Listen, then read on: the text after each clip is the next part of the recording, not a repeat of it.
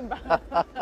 Kwa zaidi ya miaka milioni 3 iliyopita, binadamu wa kale zaidi aliishi hapa Ngorongoro. Ndio maana sisi binadamu tunasema hapa ni nyumbani kwetu. Kwenu Ngorongoro eh? Ndio.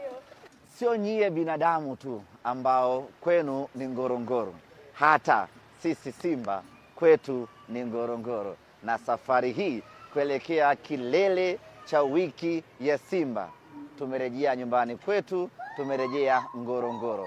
Hapa ndio sehemu ambayo sisi Simba tunajivunia kweli kweli, na haya ndiyo makazi yetu ya fahari. Na baada ya miaka mingi kweli kweli, mnyama amerejea nyumbani.